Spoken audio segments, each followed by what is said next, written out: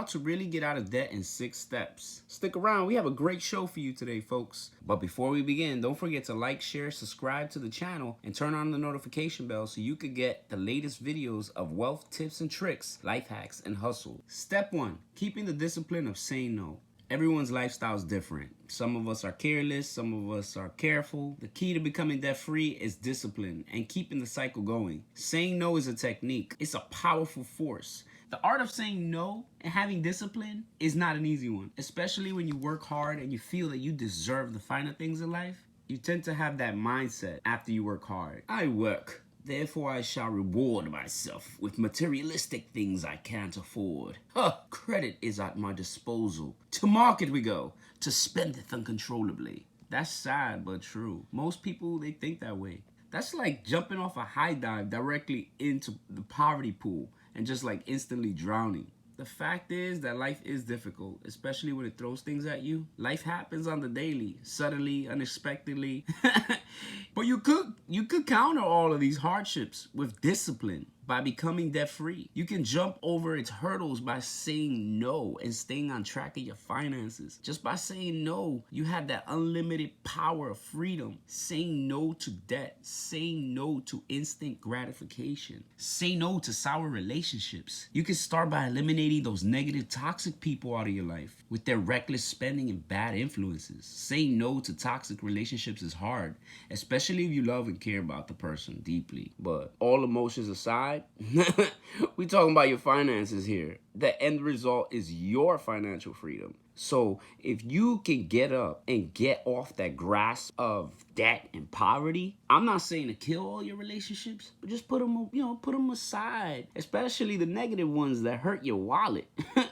At least your personal finances are in order. You know, when you do that, you just say no to them. Say no to reckless spending. You work hard for your money and you should enjoy most of it, but not all of it. The habit of reckless spending only leads to negativity. Recheck your spending habits. It only hurts you in the long run. So keeping a budget helps prevent that. If you're not buying the necessary essentials, then you shouldn't be spending the money that you don't have. Like the rule of 5 says, if you can't afford to buy 5 of them, then you shouldn't be even buying 1 of them. Saying no to yourself and programming that in your mind, that's the real discipline. But again, it's difficult to do, and many fail at it. 90-something% of people fail at that. If you're in debt, you shouldn't be rewarding that debt. So that's no.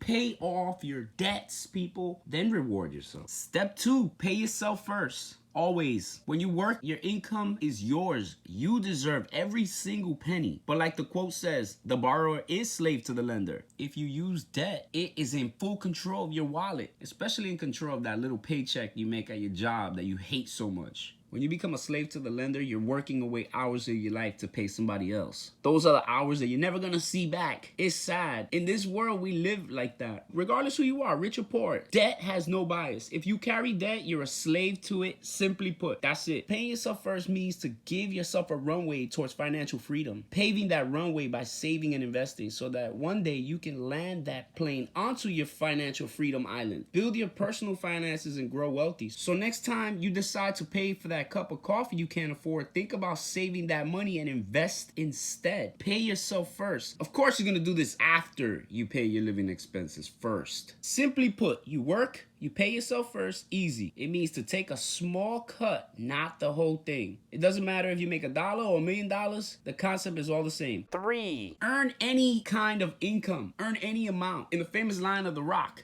it doesn't matter. It truly doesn't matter how much income you earn. As long as you're earning, saving, and investing, that's what matters. At the end of the day, money is just a currency, a paper, metal, a digital print, a coin that humans give value to throughout history and glorify it like if it was a god or something. Nothing special about it. Just like a piece of metal is a piece of metal, regardless if it's on a $1 million Bugatti or on an $8 door hinge. All the same horse poop. Money is a tool. It compounds, it builds up, it brings these to life that moves the world market. That's it. a tool.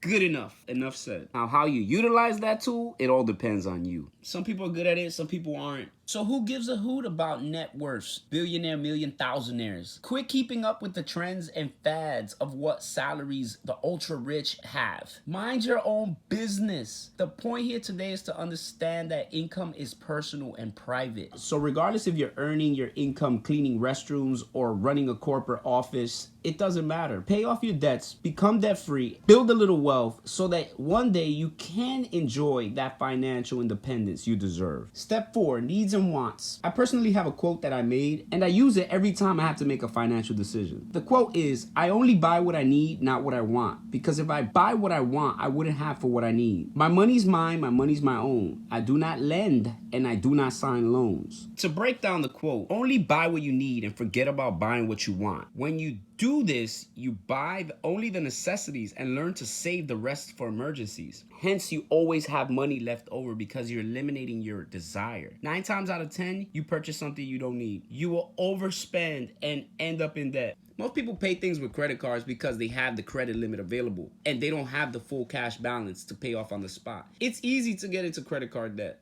Oh, I have a credit card. I'll pay for it later. Knock, knock, knock. Then life happens, it comes around knocking on your door, the bill is due with all its hidden accumulated interest charges for that 1 gallon of milk you bought 8 months ago for $3, which is now is like $85 in the past 6 months. Dumb. Da-dum-dum. Dumb. That is just dumb. The second part of the quote is a bit selfish, but it's helpful, especially when it comes down to staying disciplined with your money. My money's mine, my money's my own. I do not lend and I don't sign loans. Let's think about this for a second. The money you earn is not yours to hoard, but you should treat it as a steward. So regardless if your money's mine, your money's your own, it's never yours. It's a tool used to help others just like you survive. Greed is never a good thing when you idolize money. I'm gonna repeat that. Greed is never a good thing when you idolize money. Keeping it all to yourself and just holding it is not a good thing for you spiritually or your well-being or even the economy. Like I said before, money's a tool and it drives the world markets. Just like a fish needs to keep swimming, money needs to keep circulating in order to stay alive. The last part of the quote states, I do not lend, I do not sign loans. From my personal experience, lending money has always been a risk, a high risk. If you're not a certified bank, then you shouldn't be lending money. Most people who borrow from each other are in financial troubles. So why trust someone's word that they will pay you back? That just brings drama, problems later on, especially when payment is due and is not met. I've seen good, healthy relationships turn into sour ones because of money issues. Trust me, one of my closest friends destroyed my credit. I didn't speak to him for 10 years. That's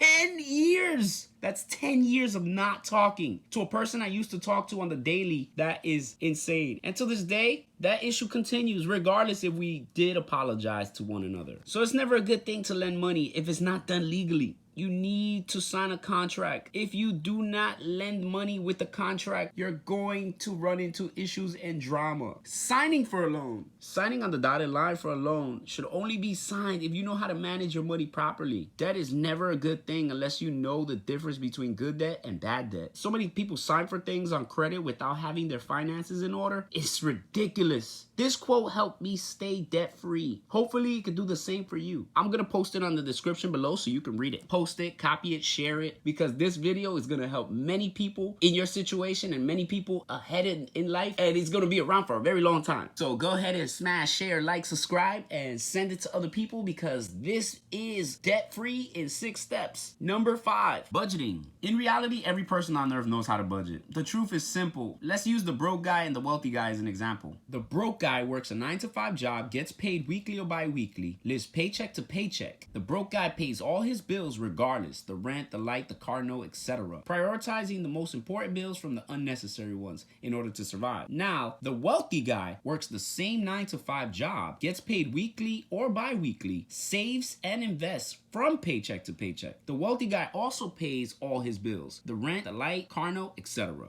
You see, both the broke guy and the wealthy guy have the same job and pay scale. The only difference is that the broke guy doesn't pay himself first. The broke guy pays all of his bills first from every single check and then keeps what's left over. The wealthy guy pays himself first. by saving and investing from every single check. Then he pays his bills. Because he has extra money saved for emergencies, he has more power. He doesn't have to worry about living paycheck to paycheck. The broke guy doesn't pay himself first. The broke guy pays all of his bills first from every single check and then has worries in life, leaving him broke with no emergency fund. In retrospect, every person knows how to budget. The issue is that people don't practice it. That's it. We live in an instant gratification world. We see things we like, we have to have it right away. Snap, snap, fast. This is why people turn to credit cards and purchase debt. The banks know this and they feed on your spending habits to make money off of you. They make it easy for you to own what you want so that you can slave your wallet in interest to them later on. All because of instant gratification. That's it. Instant gratification. The real issue isn't budgeting. It's instant gratification.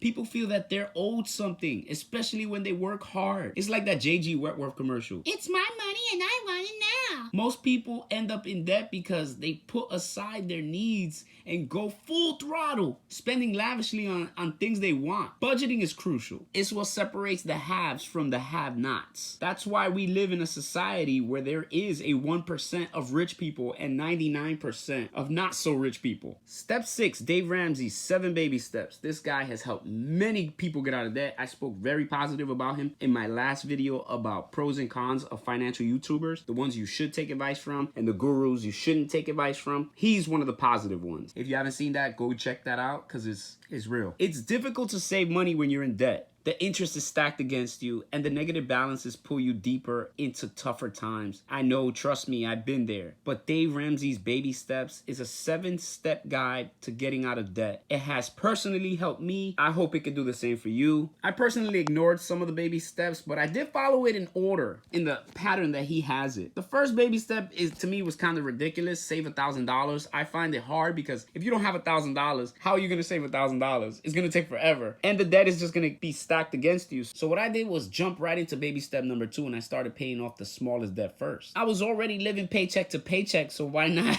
I paid off $17,000 worth of debt. I personally handled that negative balance on my own. I called all the collections and I settled for less. I paid all full balances. I paid off a car that I don't even own. That's why I don't speak to my ex-friend, and we were real close. We were real cool. Back in the day, I didn't know about credit cards. For 2 years, my credit score was bad. I had to pay $17,000 worth of debt. You know, it was hard, but I did it. I didn't use credit cards for 2 years after that. My credit score jumped from a 542 to 768. I kid you not. I only use credit cards now for major purchases and benefits, like for credit card reward programs, but I pay off all the balances within a week. So like that, I could avoid all the interest charges and stuff like that. After I did that, I jumped into baby step number 3, which I started to save for 3 to 6 months expenses, and I'm still saving aggressively in the stock market and accounts that I have. Step 4 is to save money for retirement. I max out my Roth IRA every January 2nd in full. I purchase aggressively only in dividend-paying stocks. I ignore mutual funds. Dave Ramsey says get mutual funds, leave it in there. I don't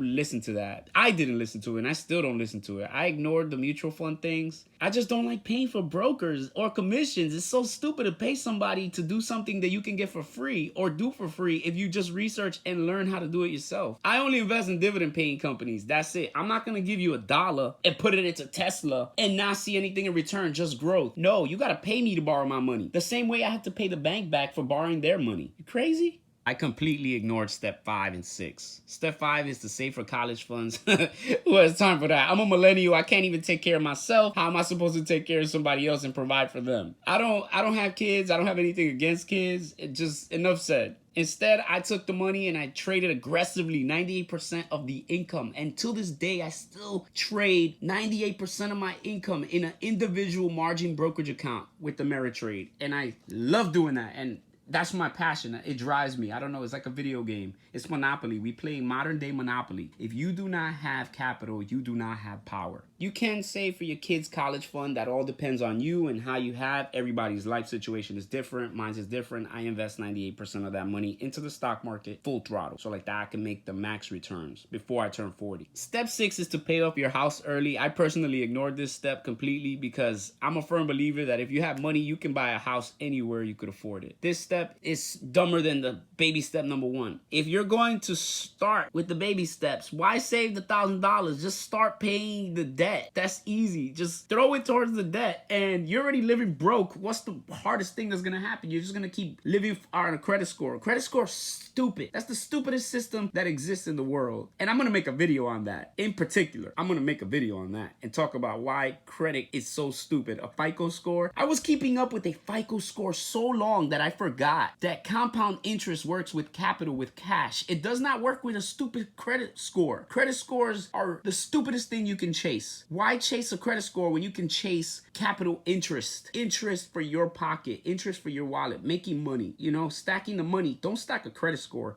We're gonna talk about that in the next video. Baby step number 7 is to build wealth and give. I jumped straight into number 7 and started building wealth. And here I am 9 years later, worth a couple $100,000, all because of Dave Ramsey's 7 baby steps. I'm still in the process of building wealth, and giving feels real good. I donate to good causes. I make a YouTube channel to help people understand financial education, which is very important. And to me, the most important thing is honesty and truth. You have to be honest. You have to give the people the truth, because that is what separates a liar from a truth teller. And believers believe in the reality of truth, and they can see through the BS. And I don't like carrying BS, because for years a lot of people brought BS to my life. And not just people, banks and schemy salesmen and people like brokers. You used to have to pay to buy a stock and trade it to sell. Commissions were $10. You know how much money was lost? I was an aggressive buyer of stocks, and I lost so much money to commissions. And now it's just given free on all platforms to all millennials, and no one takes advantage of it. You have to see it to believe it. And most people, they just don't understand it. And I don't blame them if they don't know how to invest or build wealth. But building and giving is